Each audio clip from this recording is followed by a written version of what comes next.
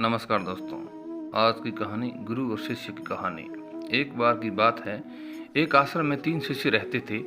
तीनों ने अत्यंत मेहनत से अपनी शिक्षा संपूर्ण की। तत्पश्चात तीनों शिष्य गुरुदेव के पास गए और बोले, गुरुदेव, अब हमारी शिक्षा संपूर्ण हो गई है, अब गुरु दक्षिणा देने का वक्त आ गया है। गुरुदेव मुस्कुराए और बोले, यदि तुम लोग मुझे गुरु दक्षिणा देना ही चाहते हो तो कल मुझे एक थैला सूखे पत्ते ला कर दे देना। तीनों शिष्यों मंद मुस्कुराए और उन्होंने सोचा सूखी पत्तियां लाना कौन सी बड़ी बात है। अगली सुबह तीनों शिष्य के पास ही के जंगल में दक्षिणा हेतु सूखे पत्ते एकत्रित करने के लिए गए, परंतु उन्हें देखकर आश्चर्य हुआ कि जंगल में सिर्फ एक मुट्ठी ही सूखे पत्ते बचे हुए थे। यह देखकर वे तीनों बहुत अधिक परेशान हो गए। उन्होंने सोचा, जब गुरुदेव को दक्षिणा कैसे देंगे।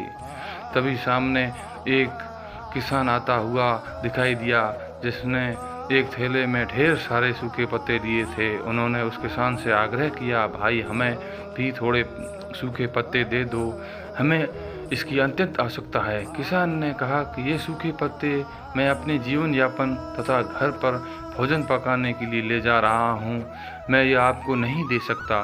परंतु हाँ, पास के गांव में सेठ जी रहते हैं, उनके पास सूखे पत्तों से दोनों बनाने का कारखाना यह है, शायद वह आपको सूखे पत्ते दे सकें। वो तीनों सेठ जी के पास गए और उसने सूखे पत्ते देने के लिए आग्रह किया, परंतु सेठ जी ने कहा कि मैं आपको सूखे पत्ते नहीं दे सकता, क्योंकि इनकी मुझे आपसे अधिक आवश्यकता है। मैं इन सूखे पत्तों से अपना कारोबार चलाता हूँ, मुझे क्षमा करें। वे तीनों शिष्य अत्यंत परेशान हो गए।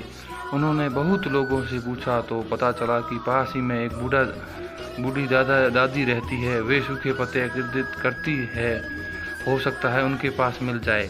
तीनों बूढ़ी दादी के पास गए, उन्होंने सूखे पत्ते देने का आग्रह किया, परंतु बूढ़ी दादी उन सूखे पत्तों से औषधियाँ बनाया करती थी, उन्होंने भी मना कर दिया। तीनों छात्र निराश होकर आश्रम लौट आए और दुखी मन से गुरुदेव को सारी बात बताई। वे उनकी दक्षिणा लाने में असफल रहे। तब गुरुजी देव ने कहा, मेरे बच्चों, मुझे गुरु दक्षिणा की अभिलाषा नहीं है।